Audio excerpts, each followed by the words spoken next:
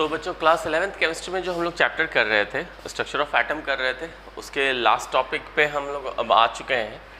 और पिछले क्लास में हम लोग क्वांटम नंबर्स के बारे में भी समझ रहे थे सारी बात, और दूसरा हम लोग कर रहे थे कुछ प्रिंसिपल्स वगैरह था, जैसे पॉलीज एक्सक्लूजन प्रिंसिपल था, ऑब्बा प्रिंसिपल था, है ना, Hund's rule of maximum multiplicity, ये सब देखे थे।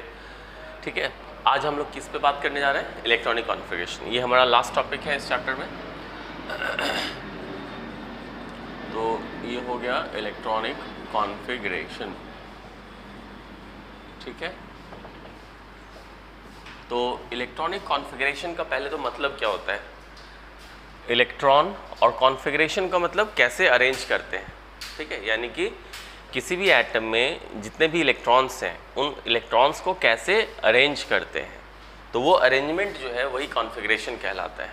ठीक है, और अरेंजमेंट का कुछ रूल और रेगुलेशंस है जो हम लोग फॉलो करेंगे।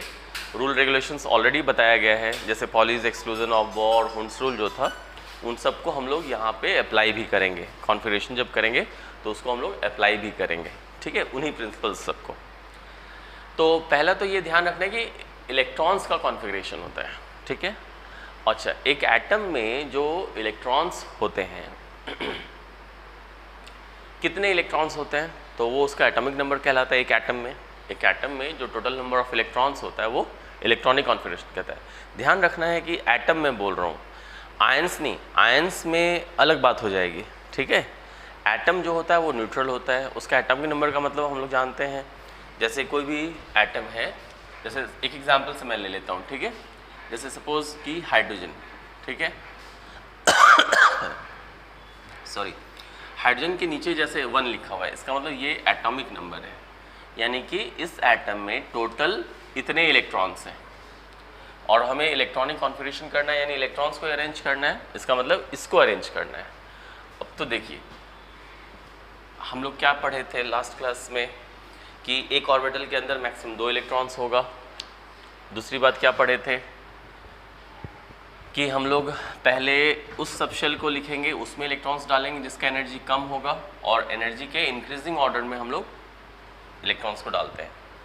और तीसरी बात क्या पढ़े कि अगर डीजेनरेट ऑर्बिटल्स हैं तो पहले हम लोग कम एनर्जी वाला ऑर्बिटल में डालेंगे, ठीक, इलेक्ट्रॉन्स को, और सिंगल डालेंगे।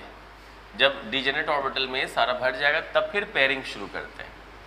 ये 3 बातों का मुख्यतः हम लोग को ध्यान रखना है। और एक और क्या बात है कि एक ऑर्बिटल के अंदर 2 इलेक्ट्रॉन्स होते हैं मैक्सिमम। तो वो जो 2 इलेक्ट्रॉन होता है उसमें एक इलेक्ट्रॉन पैरेलल और एक इलेक्ट्रॉन मतलब क्लॉकवाइज होता है और एक एंटी क्लॉकवाइज। ये भी याद होगा, हम लोग जो बात किए थे लास्ट क्लास में। एक ही ऑर्बिटल के अंदर जो 2 इलेक्ट्रॉन्स होते हैं, दोनों सेम डायरेक्शन में नहीं रहेगा, एक क्लॉकवाइज रहेगा तो एक एंटी क्लॉकवाइज रहेगा। ठीक है, इन बातों का आप ध्यान रखेंगे तो आप इलेक्ट्रॉनिक कॉन्फ़िगरेशन कर सकते हैं। एक आध जगह पे कहीं एक्सेप्शन भी है, अपवाद है, तो उसको हम लोग देख लेंगे। ठीक है, तो चलिए, हाइड्रोजन जैसे 1 है तो पहला सबशेल क्या था, याद है ना, 1s था। s में क्या होता है, कितने ऑर्बिटल होते हैं? एक ऑर्बिटल का मतलब मैक्सिमम कितना इलेक्ट्रॉन होगा? 2। एक ऑर्बिटल में मैक्सिमम 2 इलेक्ट्रॉन्स होते हैं तो 2 होगा। बट इस एटम में एक ही इलेक्ट्रॉन है तो हम 2 तो नहीं लिख सकते ना, एक इलेक्ट्रॉन ही है तो वही एक इलेक्ट्रॉन यहाँ पे लिख देंगे, बस हो गया। तो ये हो गया उसका इलेक्ट्रॉनिक कॉन्फ़िगरेशन। हीलियम का एटॉमिक नंबर होता है 2। ठीक है, तो पहला जो सबशेल है वो क्या है, 1s है, पहले इसको भरना होगा। s सबशेल में एक ऑर्बिटल होता है और एक ऑर्बिटल में मैक्सिमम 2 इलेक्ट्रॉन्स होते हैं, यानी ये दोनों इलेक्ट्रॉन जो है वो इस पे आराम से आ सकता है, तो 2 लिख देंगे, 1s2। Lithium atomic number 3। तो अब देखिए, पहला सबशेल 1s, इसमें मैक्सिमम कितना इलेक्ट्रॉन? 2 हो गया। अब जो दूसरा सबशेल है तो 1s के बाद दूसरा क्या आता है, 2s। 2 इलेक्ट्रॉन्स ऑलरेडी हो चुके हैं, टोटल है कितना, 3। 2 हो चुका तो 1 बचा। तो बस जितना यहाँ पे होगा आप उतने ही इलेक्ट्रॉन्स का ना अरेंजमेंट आप कर सकते हैं, उससे ज़्यादा का तो कर नहीं सकते। ठीक है, तो हाइड्रोजन, हीलियम, लिथियम, फिर है बेरिलियम। बेरिलियम हो गया 4। ठीक, तो बेरिलियम जब 4 हो गया तो 1s2 तो होगा, और फिर S है ये, S में मैक्सिमम आप 2 इलेक्ट्रॉन्स डाल सकते हो, तो 2, तो 1s2 2s2 इस तरह से। ठीक है, बोरॉन एटॉमिक नंबर 5 कॉन्फ़िगरेशन, तो 1s2 2s2, 4 तो हो गया यहाँ तक, एक और बचा, 5वां भी लिखना है, लेकिन 1s और 2s में हो चुका है। ठीक है, ये दोनों तो कंप्लीट है, तो एनर्जी का ऑर्डर आपको याद होगा, 1s फिर 2s और फिर 3s, तो 3s लिखेंगे, सॉरी 1 मिनट, ऐसे था ना, सेकेंड सबशेल में कितना था, 2 सबशेल था ना, 2s और 2p होता है, तो 2s के बाद क्या लिखते हैं, 2p ना, तो 2p लिख दिए। अब 2 और 2 4 इलेक्ट्रॉन तो हो चुका है, टोटल है कितना इसमें 5, तो यहाँ पे लिख दिए 1, तो ये हो गया 5। ठीक है,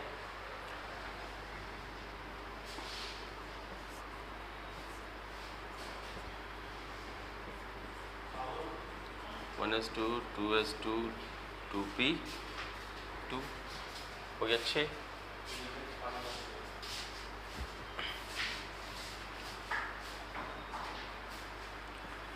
नाइट्रोजन का एटॉमिक नंबर 7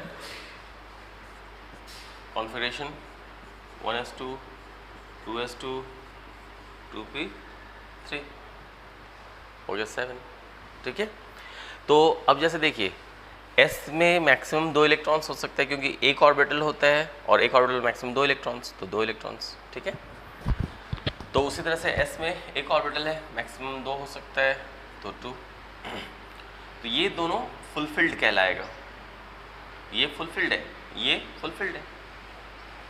ये जो है अब p के अंदर कितना ऑर्बिटल्स हम लोग पढ़े थे, p में याद होगा 3 ऑर्बिटल्स होते हैं, तीनों डिजेनरेट, तो p में 3 इलेक्ट्रॉन है, तो 1 इलेक्ट्रॉन 2 इलेक्ट्रॉन 3 इलेक्ट्रॉन। ठीक है, तो p3, इसको हम लोग बोलेंगे हाफ फिल्ड कंडीशन, ये हो गया एग्जैक्टली हाफ फिल्ड। ठीक है, ये जो है वो क्या हो गया, एग्जैक्टली हाफ फिल्ड कंडीशन हो गया, ये दोनों है फुल फिल्ड। तो इस तरह से हम लोग कर लेंगे कॉन्फ़िगरेशन। ठीक है, आगे बढ़ते हैं। फिर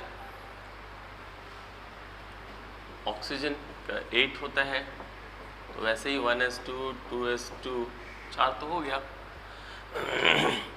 और 2p के अंदर 3 ऑर्बिटल्स होते हैं, मैक्सिमम 2 एक ऑर्बिटल के अंदर होता है, 2 2 4 2 6, यानी p सबशेल जो है उसमें 6 मैक्सिमम हो सकता है।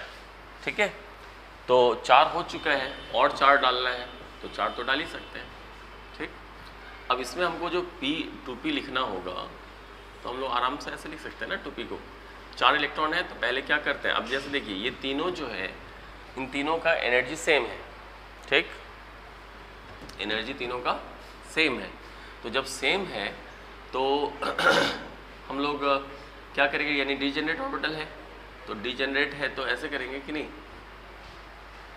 ठीक, पहले सिंगल सिंगल भरेंगे और फिर पेयरिंग करेंगे, तो फिर पेयरिंग करेंगे तो ऐसे करेंगे, तो 2p4 हो गया, कोई दिक्कत नहीं। फिर 9, सॉरी अब फ्लोरीन होता है 9 एटॉमिक नंबर,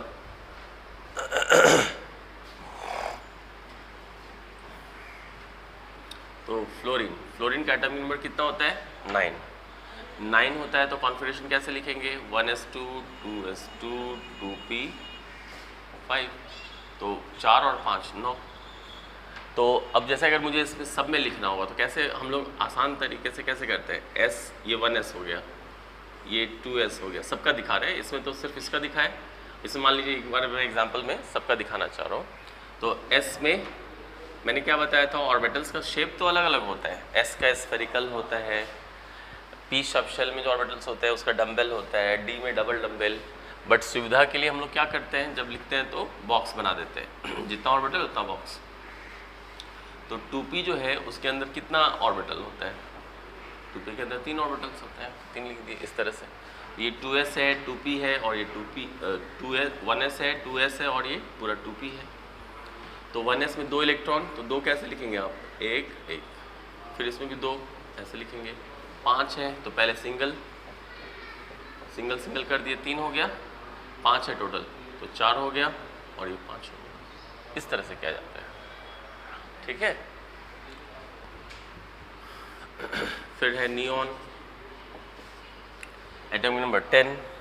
कॉन्फ़िगरेशन करेंगे तो कैसे, तो देखिए यहाँ तक तो हो चुका है 9 था, पी में मैक्सिमम 6 हो सकता है तो एक और बढ़ जाएगा तो 2p 6, 6 4 10 हो गया, है ना। तो अब यहाँ पे जब देखेंगे तो 1s में 2 इलेक्ट्रॉन, 2s में 2 इलेक्ट्रॉन और 2p में 6, ऑर्बिटल 3 होता है, 6 जब बोल रहे हैं तो ऐसे डालें, फिर एक ऐसे डालें, 6 हो गया 2p 6, तो 2 2 2, यानी कि ये भी फुलफिल्ड है, ये भी फुलफिल्ड है, ये भी फुलफिल्ड है। तो नियॉन क्या है, सब फुलफिल्ड है। इसलिए जब सारे ऑर्बिटल्स फुलफिल्ड हैं तो वो एटम क्या करेगा, कोई ना इलेक्ट्रॉन वो देना चाहेगा ना लेना चाहेगा, क्योंकि मैंने क्या बताया था, फुलफिल्ड स्टेट जो होता है वो स्टेबल कंडीशन होता है, ठीक है। और कोई भी एटम केमिकल रिएक्शन जब करता है तो वो इलेक्ट्रॉन लूज़ करता है या गेन करता है, इस तरह से होता है जनरली। तो ताकि लूज़ या गेन किस आधार पे करता है, इस आधार पे कि वो स्टेबल हो जाए, और ये ऑलरेडी स्टेबल है, इसके सभी सब शेल्स ऑलरेडी फुलफिल्ड है, तो ये तो ना लेना चाहेगा ना देना चाहेगा। और किसी भी रासायनिक अभिक्रिया में, केमिकल रिएक्शन में कोई भी एटम कितना इलेक्ट्रॉन देता है या लेता है, वो उसका क्या कहलाता है, वैलेंसी।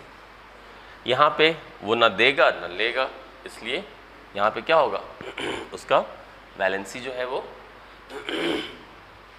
इसका जो वैलेंसी है वो क्या होगा, वैलेंसी 0 होगा, ठीक है।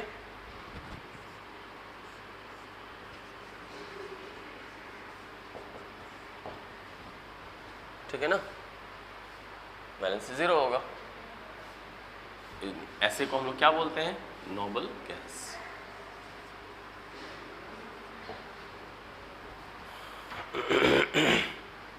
ठीक है, नोबल गैस। तो ये होगा कॉन्फ़िगरेशन, ठीक है।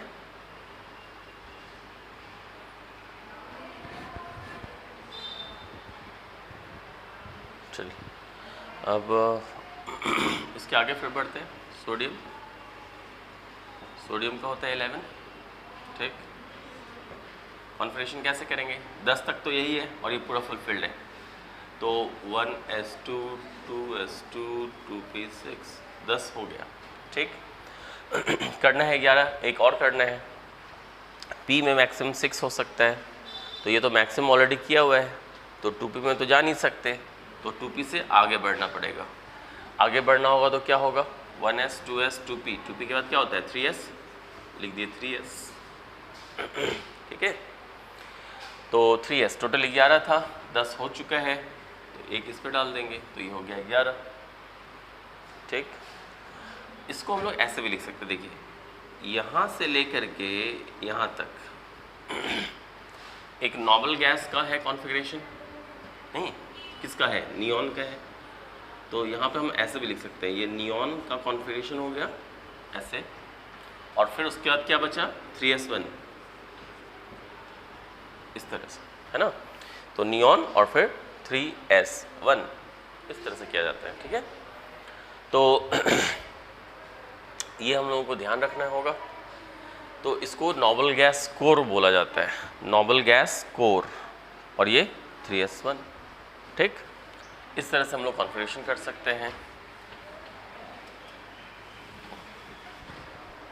तो देखिए उसका हो गया। अब जैसे हम लोग मैग्नीशियम पे भी कर सकते हैं, Mg, मैग्नीशियम का एटॉमिक नंबर होता है 12, ठीक है।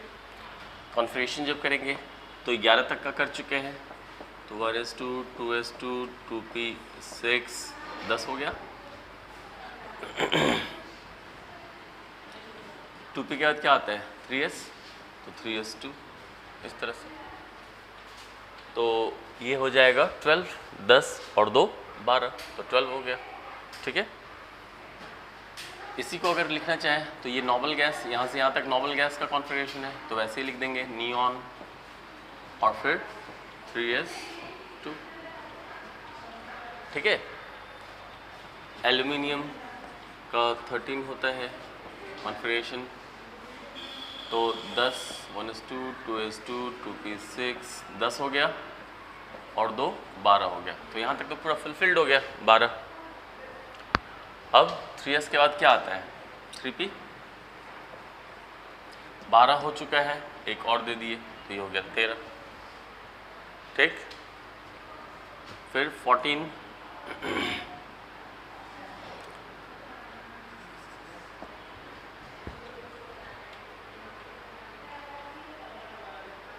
ठीक है, सिलिकॉन 14। अच्छा, इसको अगर नॉर्मल गैस कोर के हिसाब से बोलेंगे तो ऐसे ही लिखेंगे ना, Ne और फिर 3s2 3p1 इस तरह से। ठीक है,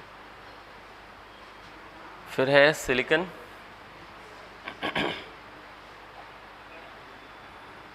सिलिकॉन वाले में देखिए इसमें क्या है 14, तो 1s2 2s2 2p6 हो गया।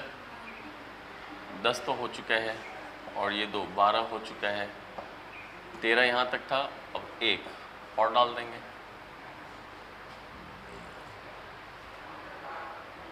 ठीक है, जैसे यहाँ तक तो 13 हो चुका था, P में टोटल 6 हो सकता है ना मैक्सिमम, तो अभी तो एक था तो एक 2 डाल दिए इस तरह से। ठीक, सब में वैसे ही करते जाना है। तो यहाँ तक नियॉन है, तो ऐसे नॉर्मल गैस कोर जब लिखेंगे तो इस तरह से नियॉन लिख देंगे।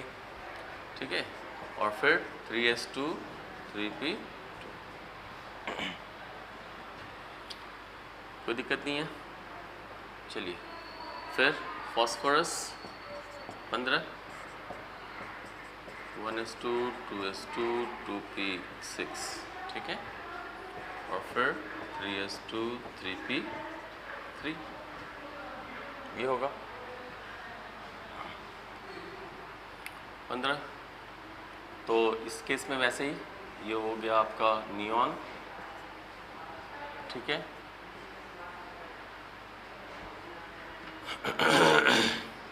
और ये 3s2, तो ये हो जाएगा 3p4। फिर सल्फर का 16, 1s2 2s2 2p6 3s2 3p4, तो यहाँ तक तो हो गया नियॉन। ठीक है, और फिर 3s2 और 3p4 ऐसे आप लिख सकते हैं आराम से। ठीक है, फिर उसके बाद क्लोरीन, क्लोरीन का 17 configuration, 1s2 2s2 2p6 3s2 3p5।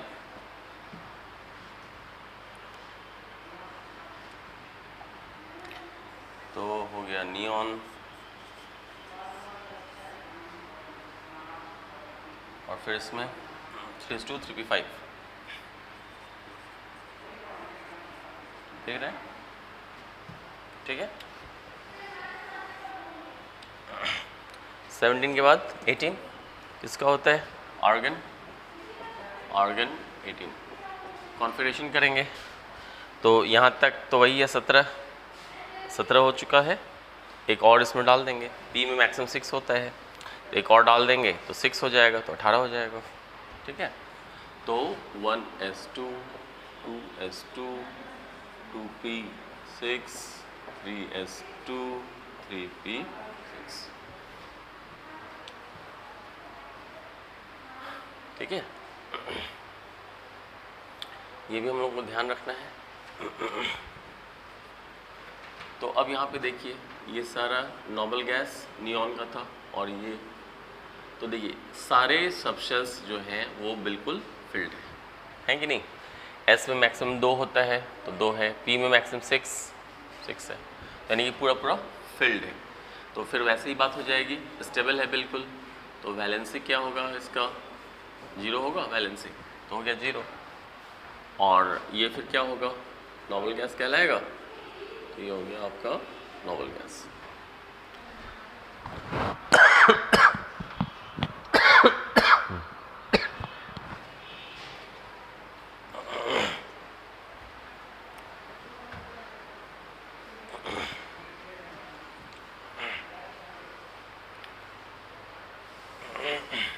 ठीक है,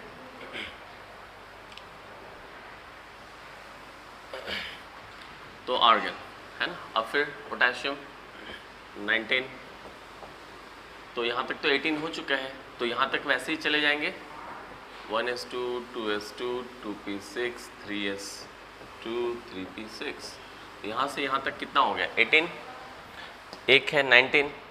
तो अब ध्यान होगा अगर एनर्जी का सबसे इंक्रीजिंग ऑर्डर में जो हम लोग अरेंज किए थे, तो 3s 3p, उसके बाद फिर क्या था 4s था, तो 4s लिख दिए। तो यहाँ तक तो 18 हो गया और एक और तो 19 हो गया, है ना। तो यहाँ से यहाँ तक एक नोबल गैस कॉन्फ़िगरेशन है।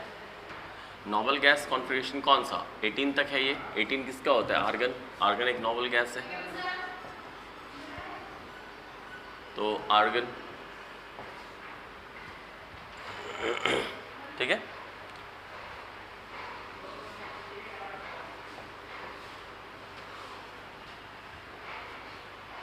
नोबल गैस कोर आर्गन हो गया और फिर 4s1 हो गया, है कि नहीं। तो इस तरह से भी हम लोग कॉन्फ़िगरेशन करते हैं। फिर कैल्शियम, कैल्शियम में आ जाओ, ये हो गया 20, ओके। तो 20 में फिर क्या है, अब जैसे ये, ठीक है। तो ये वाला जो है यहाँ पे देखो, इसमें आर्गन और ये है ना 20, ये कहाँ तक गया 19 तक।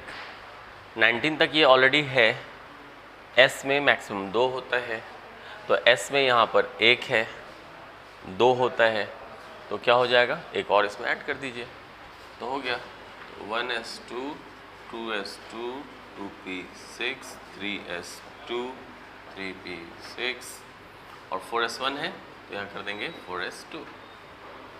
तो ये पूरा यहाँ से यहाँ तक तो नोबल गैस आर्गन हो गया, ठीक, और यहाँ पे फिर 4s2 हो गया, कोई डाउट नहीं। तो देखिए यहाँ तक में क्या है कि हम लोग 20 तक का आराम से कॉन्फ़िगरेशन कर पा रहे हैं, एटॉमिक नंबर 20 यानी कैल्शियम तक, ठीक है। तो ये तो आपको एकदम से याद भी रहना चाहिए 20 तक का, ठीक है। अब इसके बाद 21 से जो है वो थोड़ा सा अंतर है, उसको समझना होगा। और ऐसे जब आप हायर क्लास में मतलब 12th में जब जाएंगे तो वहाँ पे एक चैप्टर पढ़ना है, तो वो जब आप पढ़ लेंगे तो आपको क्लियर होगा कि आगे जो कर रहे हैं वो ऐसा क्यों कर रहे हैं, ठीक है। एक्चुअली डी सबशेल का थोड़ा सा अलग बात होता है, इसलिए तो थोड़ा सा वहाँ पे मैं समझा दे रहा हूँ कैसे करना है, वैसे ही आप बाकी में भी फॉलो कर लेंगे, ठीक है। तो जैसे देखिए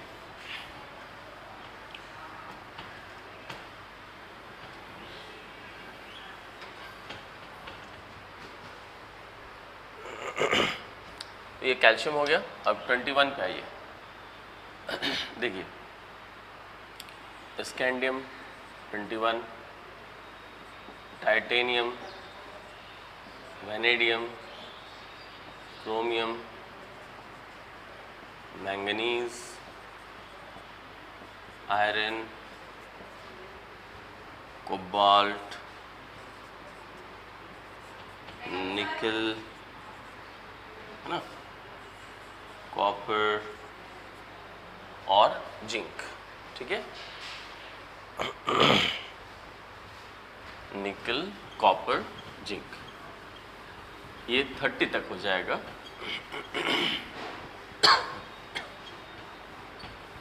मैं आपको 30 तक का बता दे रहा हूँ इसलिए कि 12th में भी आपको 30 तक का ज़रूरत पड़ेगा ही, तो आपको इसे याद भी रखिए, जैसे समझिए या इस तरह से दिमाग में बैठाइए कि आप जल्दी से कर सकें जो भी है, ठीक है। लेकिन पता जरूर रहना चाहिए। तो कॉपर हो गया 29 और जिंक हो गया 30, ठीक है। तो यहाँ पे देखिए क्या होता है, ये सब जो एलिमेंट हैं एक्चुअली जो सबशेल्स हम लोग पढ़ते हैं, SPDF पढ़े हम लोग, ठीक है। कॉन्फ़िगरेशन भी अभी आप लोगों ने देखा।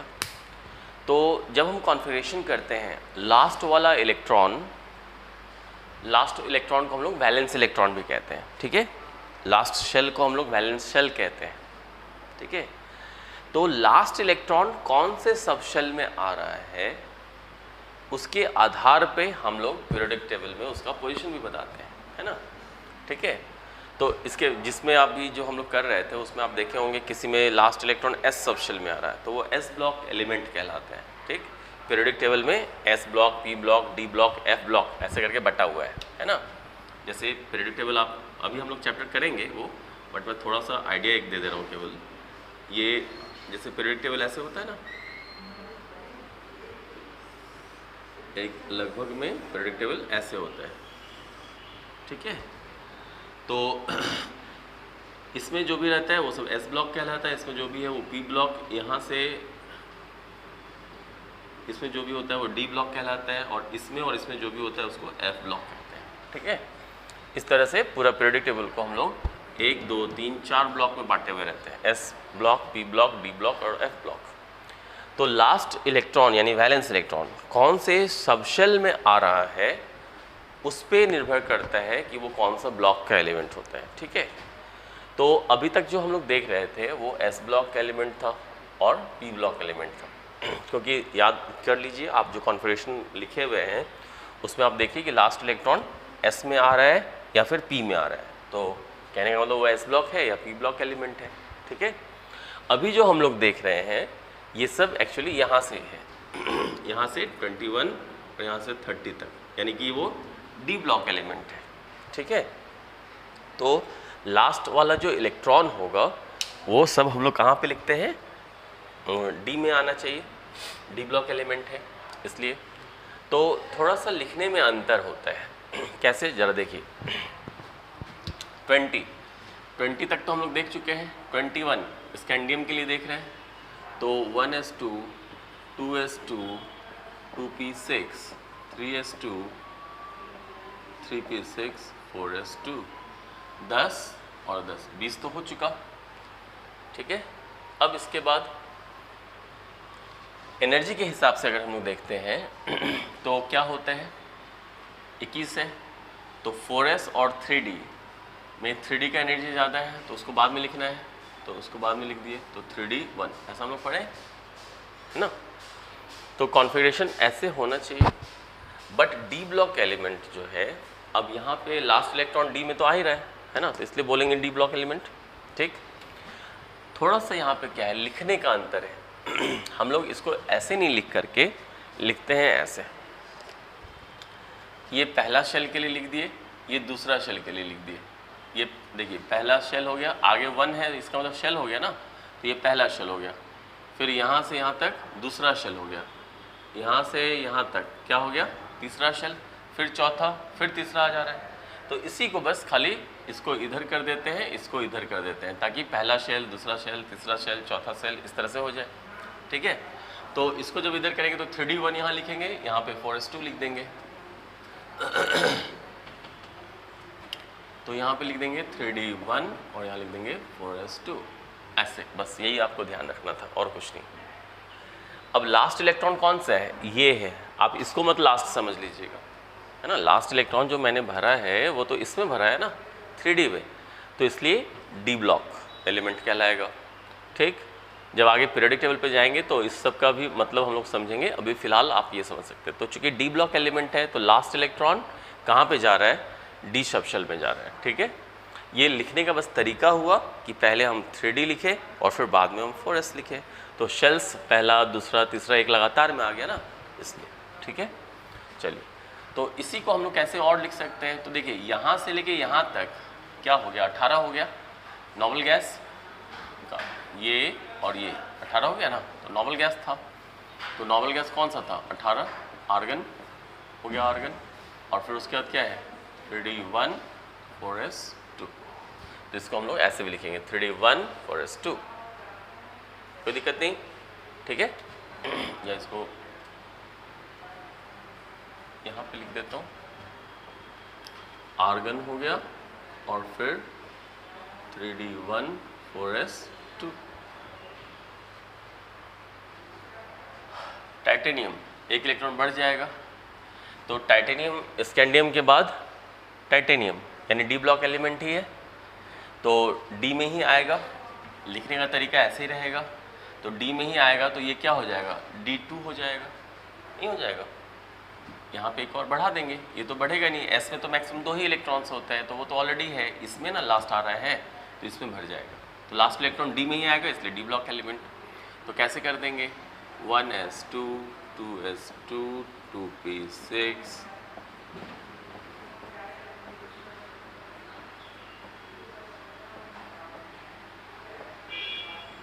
ठीक है। तो वैसे ही यहाँ से यहाँ तक आर्गन है और फिर 3D2 4s2।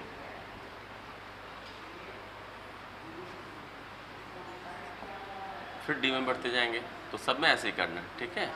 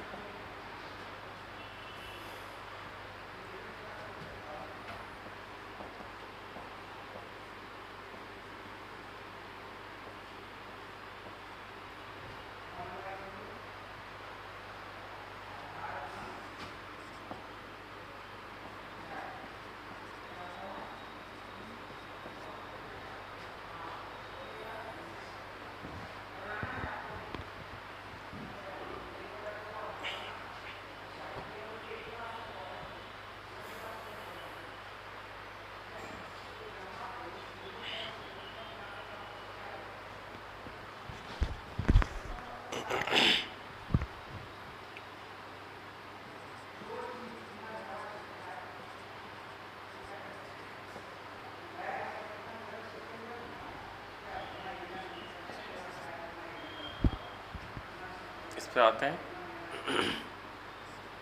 यहाँ पे कुछ एक्सेप्शन है, उस पर बाद में बात करते हैं। पहले हमें क्या करना है, डी से बढ़ते जाना है, D1 D2 D3 D4, फिर D5 कर लीजिए।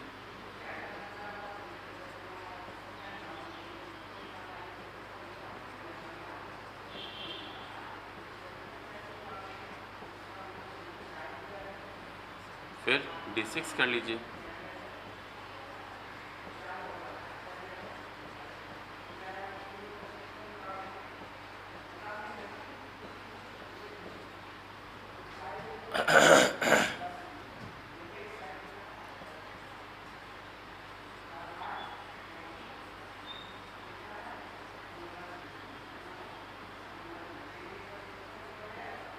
D7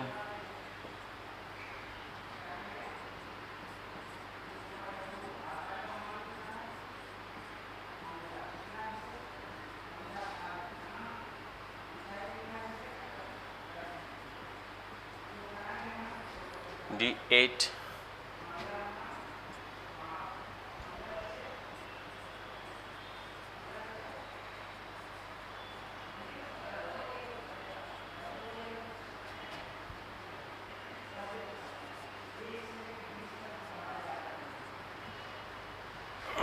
D9।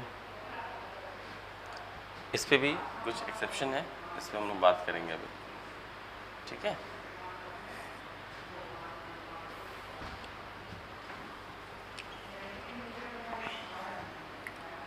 और फिर जिंक 30 हो गया, तो यहाँ पे D9 था तो D10 हो जाएगा, बस इतना ही होगा।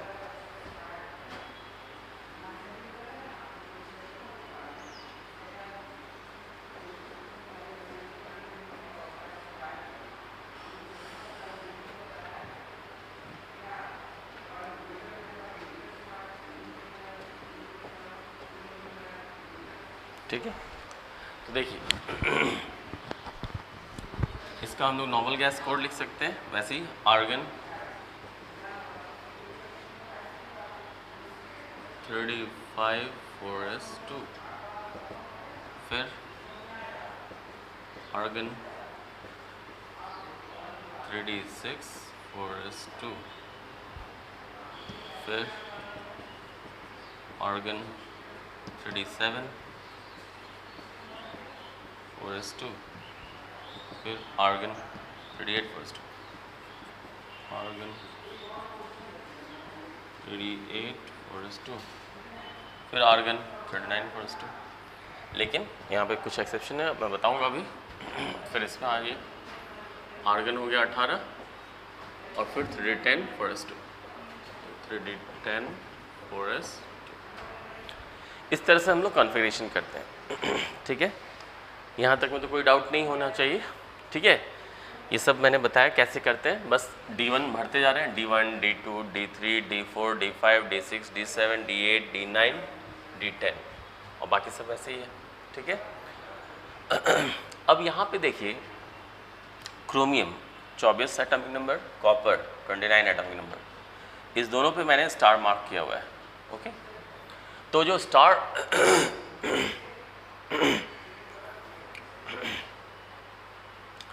ये जो स्टार मार्क किया हुआ है यहाँ पर क्यों किया हुआ है, तो देखिए एक्चुअली में ये जो है 3d4 और यहाँ पे 4s2, अगर ऐसा कॉन्फ़िगरेशन होता है तो D जब 4 रहेगा तो एक्सचेंज थोड़ा कम होगा। एक्सचेंज एनर्जी कल बात हुई थी, इलेक्ट्रॉन्स का जो एक्सचेंजेस है वो थोड़ा कम होगा और उससे एक्सचेंज एनर्जी थोड़ा कम हो जाता है। एक तो ये बात, और दूसरी बात ये थोड़ा सा लेस सिमेट्रिकल है। ये जो कॉन्फ़िगरेशन है वो लेस सिमेट्रिकल है। इस कारण से क्या होता है कि इसका जो एक इलेक्ट्रॉन है, S में 2 है, तो इसका जो एक इलेक्ट्रॉन है वो यहाँ पे आ जाता है, शिफ्टिंग होगा तो क्या हो जाएगा 1s2 2s2 2p6 3s2 3p6। ठीक है, और एक जब इधर आ जाएगा तो हो जाएगा 3d5 और ये हो जाएगा 4s1। ठीक है, तो यहाँ तक तो नॉर्मल गैस है, आर्गन लिख दिए, फिर उसके बाद 3d5 4s1 3d5 4s1, ये कॉन्फ़िगरेशन होगा, है ना। तो यहाँ पर देखिए क्या है कि d5 अगर कर देते हैं और ये 4s1 तो D में टोटल 5 ऑर्बिटल्स होते हैं। ठीक, और D5 कहने का मतलब हर एक ऑर्बिटल में एक एक इलेक्ट्रॉन हो जाएगा। ठीक, तो उससे क्या होगा, उससे वो ज़्यादा सिमेट्रिक भी हो जाएगा। और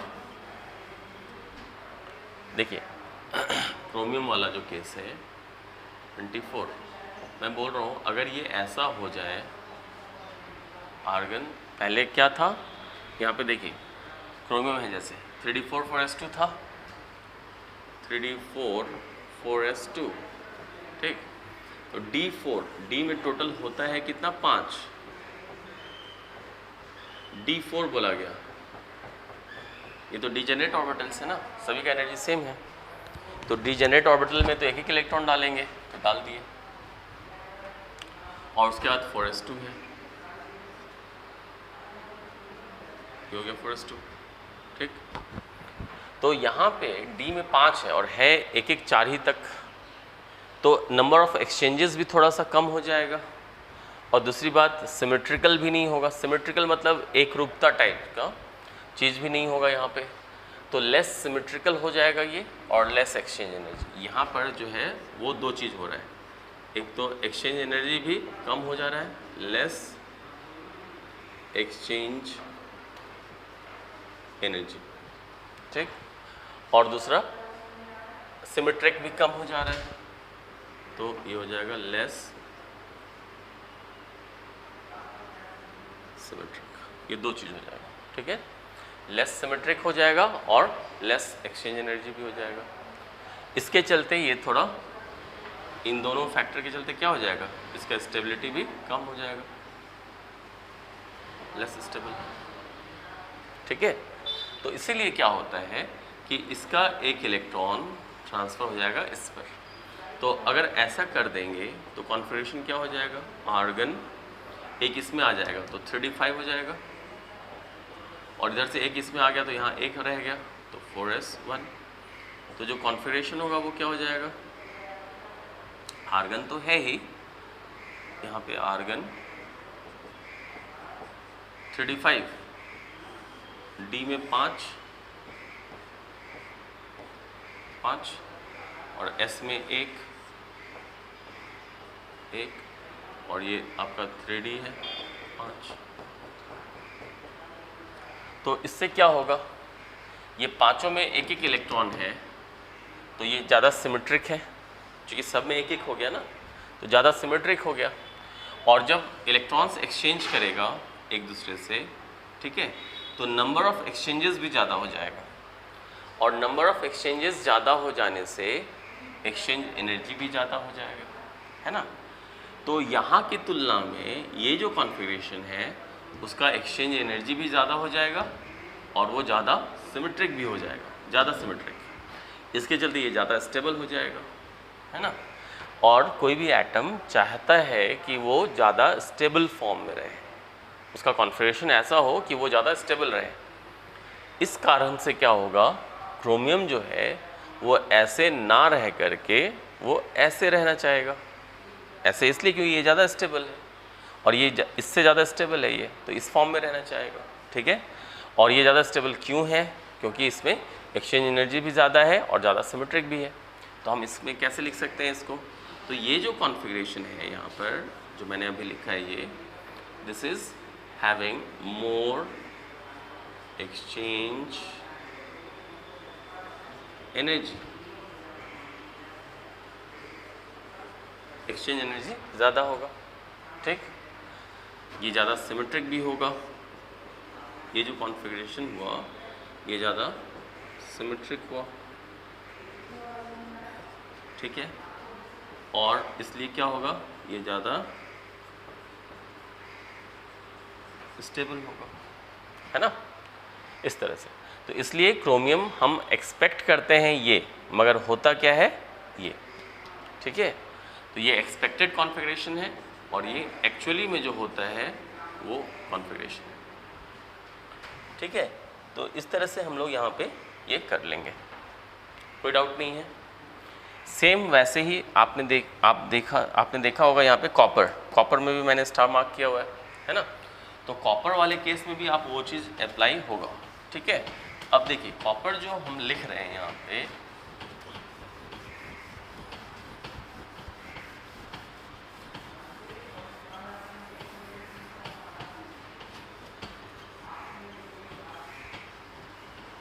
ठीक है, ये कॉपर, तो देखिए कॉपर का हम लोगों ने जो लिखा है कॉन्फ़िगरेशन यहाँ पर, वो लिखा क्या है, आर्गन और 3d9 4s1 4s2, argon 3d9 4s2, ये कॉन्फ़िगरेशन हम लोगों ने लिखा है 3d9 4s2, ठीक है। और यहाँ तक तो आर्गन ही है, नॉर्मल गैस 3d9 4s2। तो 3d9 4s2 जब लिखेंगे तो देखिए डी में 5, 1 2 3 4 5 और एस में 2, ठीक है। तो 5 सिंगल सिंगल डाल दिए, 6 7 8 9 और ये यहाँ पे 2, ठीक है। तो जब ये रहेगा तो देखिए सब में 2 2 है और इसमें 2 नहीं है, ठीक। तो वही बात यहाँ भी हो जाएगी, इसमें जो एक्सचेंजेस करेंगे थोड़ा कम हो जाएगा, तो इसका जो एक्सचेंज एनर्जी थोड़ा कम रहेगा, किससे, जो अभी हम लोग करने जा रहे हैं उससे, है ना। तो लेस एक्सचेंज एनर्जी, ठीक। और अगर सभी में 2 2 रहता तो ज़्यादा सिमेट्रिक होता, उस हिसाब से अभी देखें तो कम सिमेट्रिक है, तो लेस सिमेट्रिक हो गया, नहीं लेस सिमेट्रिक हो गया, ठीक है।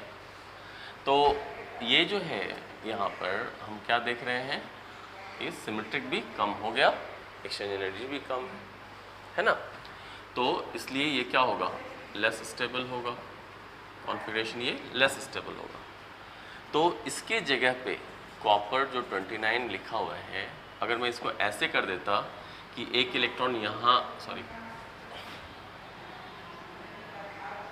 अगर एक इलेक्ट्रॉन इसका वाला यहाँ आ जाता तो क्या हो जाएगा कॉन्फ़िगरेशन, आर्गन, और जो 3d9 है वो 3d10 हो जाता, और s में एक रह जाता, 2 है तो एक इधर चला गया तो एक बचता है कि नहीं। तो 3d10, 1 2 3 4 5, 3d10 हो गया, और यहाँ पे 4s हो गया, 3d ये 4s, ठीक। 10, 1 2 3 4 5 6 7 8 9 10, 3d10, और ये s में एक, तो 3d10 4s1 हो गया, है ना। ऐसे हो जाने से क्या हो गया, अब देखिए जब एक्सचेंजेस देखेंगे एक इलेक्ट्रॉन इससे एक इलेक्ट्रॉन इससे, तो बहुत ज़्यादा एक्सचेंज हो जाएगा। तो अब यहाँ पे एक्सचेंज एनर्जी ज़्यादा हो गया, मोर एक्सचेंज एनर्जी, ठीक है। और उससे क्या हो जाएगा, स्टेबिलिटी भी ज़्यादा हो जाएगा, और दूसरा कि सिमेट्री भी ज़्यादा हो गया। अब सब में डबल डबल इलेक्ट्रॉन्स हो गए, सभी ऑर्बिटल्स में, तो ज़्यादा सिमेट्री भी हो गया, और इसके चलते क्या होगा, स्टेबिलिटी भी ज़्यादा हो जाएगा, है ना। तो इस तरह से कॉन्फ़िगरेशन होगा, तो वो ज़्यादा स्टेबल कॉन्फ़िगरेशन है इसकी तुलना में। इसलिए एक्चुअली में जो कॉन्फ़िगरेशन होगा कॉपर का वो ये होगा। क्लियर है। तो कॉपर का एक्सपेक्ट करते हैं ये, होता ये है। क्रोमियम का एक्सपेक्ट करते हैं ये, मगर होता ये, ठीक है। तो इस तरह से हम लोगों ने सारा इलेक्ट्रॉनिक कॉन्फ़िगरेशन भी देख लिया, ठीक है। और इस तरह से जो चैप्टर में डिस्कशन होना था वो सारा चीज़ मैंने बता दिया है आपको, ठीक है। सारी बातें हो चुकी हैं इस चैप्टर के लिए, और सारा डिस्कशन भी हो गया है हमारा, ठीक है। आप इसको रिवाइज कर लेंगे, और इसमें जो है वो अगले वीडियो में फिर हम लोग, ये तो चैप्टर ख़त्म ही हो गया आज, तो अगले वीडियो में हम लोग नया चैप्टर शुरू कर लेंगे, ठीक है। चलिए, ओके, थैंक यू।